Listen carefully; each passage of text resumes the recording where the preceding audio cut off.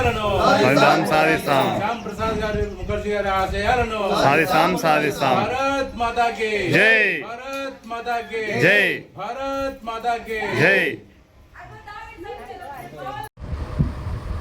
Bharatiya Janata party మొట్టమొదటగా జనసంఘ్గా ఉన్నప్పుడు జనసంఘ్ వ్యవస్థాపకుడుగా ఉన్నటువంటి డాక్టర్ శ్యామప్రసాద్ ముఖర్జీ గారి ఈరోజు బలిదాన్ దివాస్గా జరుపుకోవడం జరుగుతుంది. భారతదేశంలో ఒక దేశం విచ్ఛిన్నమవుతున్నదంటే దాన్ని కాకుండా తన ప్రాణాలను తృణప్రాయంగా దేశం కోసం బలిచ్చినటువంటి మహోన్నత వ్యక్తి మన శ్యామప్రసాద్ ముఖర్జీ. ఆయన ఆశయాలను ఆయన ప్రేరేపించిన దారిలోనే యువతంతా నడవాలని కోరుకుంటూ ఈరోజు డాక్టర్ శ్యామప్రసాద్ ముఖర్జీ 1901 జూలై 6వ తేదీ కలకత్తా నగరంలో జన్మించడం జరిగింది. అతి చిన్న వయసులో 33 సంవత్సరాల వయసులోనే కలకత్తా విశ్వవిద్యాలయానికి వైస్ ఛాన్సలర్గా నియమితులయ్యి రాజకీయ కోవిదుడుగా పేరు పొంది న్యాయశాస్త్ర విభాగంలో పట్టాను పొందిన మహోన్నత వ్యక్తి. అప్పటి ప్రభుత్వంలో తాత్కాలికంగా మనకు స్వాతంత్రం వచ్చిన తర్వాత నెహ్రూ ప్రధానమంత్రిగా అయినప్పుడు అప్పటి తాత్కాలిక ప్రభుత్వంలో పరిశ్రమల శాఖ మంత్రిగా వ్యవహరించడం జరిగింది. అతి తక్కువ 1 సంవత్సరం మాత్రమే ఆయన ఆ పదవిలో ఉండడం జరిగింది. భారతదేశాన్ని అఖండ భారతదేశాన్ని విచ్ఛిన్నం చేసే నెహ్రూ విధానాలని నచ్చక డాక్టర్ శ్యామప్రసాద్ ముఖర్జీ గారు తన పదవికి సైతం తృణప్రాయంగా వదిలేసి ఆయన అక్కడి నుండి బయటకు వచ్చేయడం జరుగుతుంది. నెహ్రూ విధానాలను నచ్చక ఆయనకు వ్యతిరేకంగా దేశాన్ని మొత్తం ఐక్యంగా తీసుకురావడానికి తన ప్రాణాలను అర్పించడం జరిగింది. ఆయన చేసిన స్లోగన్ ఏక్ దేశ్ మే దో నిషాన్ దో ప్రధాన్ దో సంస్థాన్ నహి చలేగి అనే నినాదం ఏమైతే ఉందో భారతదేశంలోని ప్రజల్ని చైతన్యవంతులను చేసింది. అప్పటిలోనే భారతదేశంలోని ప్రజానీకానికి ఒక్కతాటిగా తీసుకొచ్చి ఉద్యమాన్ని తీసుకొచ్చినటువంటి మహోన్నత వ్యక్తి. జమ్మూ కాశ్మీర్లో మన దేశం నుంచి విడదీస్తున్నటువంటి నెహ్రూ విధానాలు నచ్చక 1953వ సంవత్సరంలో జూన్ 23న ఆయన జమ్మూ కాశ్మీర్కి బయలుదేరి వెళ్ళడం జరిగింది. అక్కడి ప్రభుత్వం వాళ్ళు మన శ్యామప్రసాద్ ముఖర్జీ గారిని అరెస్ట్ చేసి జైల్లో వేయడం జరిగింది. చిత్రహింసలకు గురి చేయడం జరిగింది.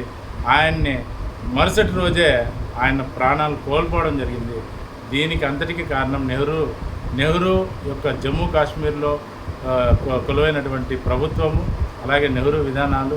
అక్కడ అంతర్గతంగా శ్యామప్రసాద్ ముఖర్జీ గారిని చంపివేసినారనే ఒక దేశ ప్రజలంతా నమ్ముతున్నారు.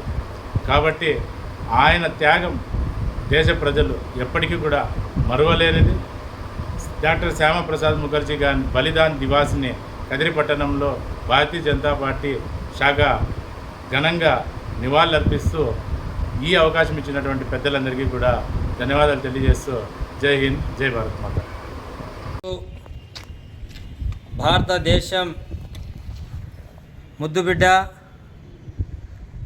యావత్ భారతదేశంలో శ్యామ్ ప్రసాద్ ముఖర్జీ గారి యొక్క ఆశయాలను కొనసాగించాలని చెప్పేసి ఎంతోమంది యువకులు ఈరోజు చూస్తూ ఉన్నారు. అదేవిధంగా మనం చూసాం, ఎన్నో బుక్కులు కూడా చదివాం. భారత ముద్దుబిడ్డ డాక్టర్ శ్యామ్ ప్రసాద్ ముఖర్జీ గారు ఈ భారతదేశంలో నెహ్రూ గారి క్యాబినెట్లో ఆ రోజు ఉన్నటువంటి ఆ క్యాబినెట్లో పౌర సరఫరాల శాఖ మంత్రిగా కూడా పనిచేశారు.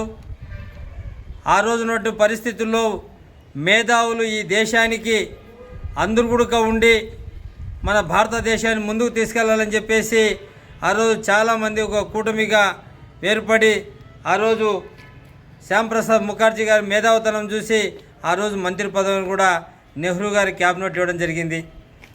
రాను రాను ఈ భారతదేశానికి ఏదైతే అవసరమో దేశభక్తి లేకోకుండా ఈ దేశాన్ని విచ్ఛిన్నం చేస్తున్నటువంటి కాంగ్రెస్ ప్రభుత్వాన్ని ఆ రోజు నెహ్రూ గారిని మీరు చేస్తున్నటువంటి విధానాలు ఈ మంచిది కాదు, మన భారతదేశం యొక్క ఔన్నత్యాన్ని కాపాడాలని మీ యొక్క రాజకీయ సులాభం కోసం ఈ భారతదేశాన్ని ముక్కలు చేయడం మంచిది కాదని ఆ రోజు అతన్ని ప్రశ్నించడం జరిగింది. ఆ రోజు భారతదేశంలో ఉంటూ మనం ఈ భారతదేశంలో ఉన్నటువంటి పన్నులు కడుతూ ఈ యొక్క దేశంలో అంతర్భాగమైనటువంటి జమ్మూ కాశ్మీర్ను ఎవరైతే నెహ్రూ గారి సులాభం కోసం ఆయన ప్రధానమంత్రి అయితే చాలని చెప్పేసి మన దేశంలోనే 370 ఆర్టికల్ తీసుకొని వచ్చి ఆ రోజు ఈ యొక్క జమ్మూ కాశ్మీర్కు ప్రత్యేక ప్రతిపదినిచ్చినటువంటి నెహ్రూ గారిని వ్యతిరేకించడం జరిగింది.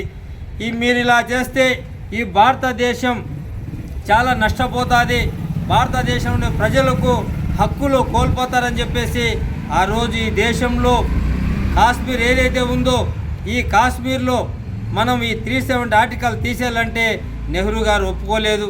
కాబట్టి నేను దీన్ని వ్యతిరేకిస్తున్నాను, ఈ క్యాబినెట్ను కూడా వదులుకుంటున్నాను.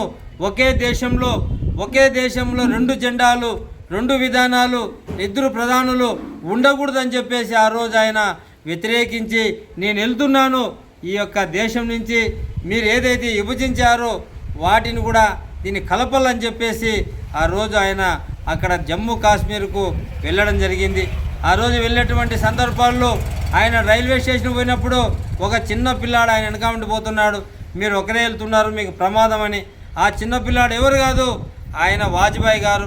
ఆ రోజు వాజ్పేయి గారు చెప్పారు, బాబు నువ్వు వెనక్కి వెళ్ళి దేశంలో ఉండే ప్రజలకందరికీ చెప్పు, నేను కాశ్మీర్ వెళుతున్నాను, ఒకే దేశంలో 2 చట్టాలు 2 ప్రధానులు 2 జెండాలు ఉండకూడదని ఈ విషయానికి చెప్పు, నేను అక్కడ వెళ్ళి దీనిపైన ఉద్యమం చేస్తాను, 370 ఆర్టికల్ ఎత్తేయాలని చెప్పేసి ఆయన పోవడం.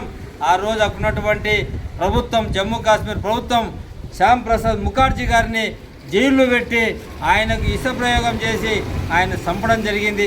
ఈ దేశం కోసం ఆయన ప్రాణాలను బలిదానం ఇచ్చినటువంటి వ్యక్తి శ్యామ్ ప్రసాద్ ముఖర్జీ గారు.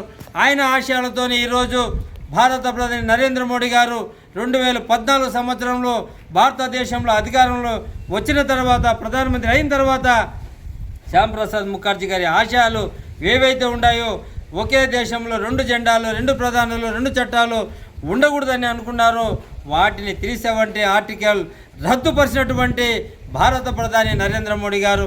ఈరోజు ఆయన ఆశయాలతోనే ఈరోజు నరేంద్ర మోడీ గారు మారుమూల గ్రామం నుంచి దేశమంతా కూడా అభివృద్ధి చెందుతూ ఉంది.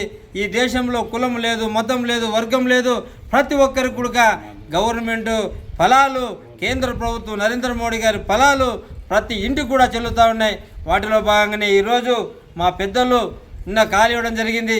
ఎవరైతే శ్యామ్ ప్రసాద్ ముఖర్జీ గారి యొక్క వర్ధంతిని మీ యొక్క వార్డులలో మీ యొక్క బూతులో ప్రతి ఒక్క బూతులో కూడా మీరు చేయాలని చెప్పడం ఈరోజు భారతీయ జనతా పార్టీ కార్యకర్తలు అదేవిధంగా బూతులో ఉన్నటువంటి బిఎల్ఏలు కదిరి పట్టణంలో దాదాపు 50 బూతుల్లో ఈరోజు ఉదయం నుంచి కూడా ఈ కార్యక్రమాన్ని ఆయన వర్ధంతిని చేయడం జరుగుతూ ఉంది. కాబట్టి మనం భారతీయ జనతా పార్టీ కార్యకర్తలు ప్రజలందరూ కూడా శ్యామ్ ప్రసాద్ ముఖర్జీ గారి ఆశయాల కోసం పని చేయాలని చెప్పేసి పని చేస్తామని చెప్పేసి కోరుకుంటే అవకాశం ఇచ్చిన మీకు అందరూ కూడా ధన్యవాదాలు తెలుపుకున్న. జై హింద్, జై భారత్ మాతాకి రాష్ట్ర అధ్యక్షులు పివిఎన్ మాధవ్ గారి ఆదేశానుసారం జిల్లా అధ్యక్షులు జిఎన్ శేఖర్ స్వామి గారి సూచన మేరకు ఈరోజు కదిరిపట్టణం నందు అడపాలి వీధిలో రాష్ట్ర కార్యవర్గ సభ్యులు శ్రీ తలుపుల గంగాధర్ మామగారి ఇంటి దగ్గర 83వ బూత్ నెంబర్ వద్ద డాక్టర్ శ్యామ్ ప్రసాద్ ముఖర్జీ గారి బలి దివాస్ వర్ధంతి వేడుకల్ని ఎంతో ఘనంగా నిర్వహించడం జరిగింది. డాక్టర్ శ్యామ్ ప్రసాద్ ముఖర్జీ గారు 1951న భారత్ జనసంఘ్ వ్యవస్థాపకుడు, నేటి భారతీయ జనతా పార్టీ వ్యవస్థాపకులు. మరియు డాక్టర్ శ్యామ్ ప్రసాద్ ముఖర్జీ గారు 1901 జూలై 6న కోల్కతాలో జన్మించడం జరిగింది. అలాగే కలకత్తాలోని విశ్వవిద్యాలయంలో అతి పిన్న వయస్కులైన వైస్ ఛాన్సలర్గా ఆయన సేవలు అందించడం జరిగింది. అదేవిధంగా నెహ్రూ గారి మంత్రివర్గంలో పౌర సరఫరాల శాఖ మంత్రిగా పనిచేశారు. అఖండ భారతదేశంలో చాలా సేవలు అందించడం జరిగింది. అదేవిధంగా జమ్మూ కాశ్మీర్ను వ్యతిరేకించడంలో కీలక పాత్ర పోషించాడు. అదేవిధంగా డాక్టర్ శ్యాంప్రసాద్ ముఖర్జీ గారు గొప్ప రాజకీయ నాయకుడు, భారత జాతీయవాది. ఇలా చాలా విధానాల్లో వ్యతిరేకంగా కాశ్మీర్కి వ్యతిరేకతను చూపించిన మొదటి వ్యక్తి. ఈ అవకాశం ఇచ్చిన పెద్దలందరికీ ధన్యవాదాలు తెలియజేస్తూ సెలవు తీసుకుంటున్నాను.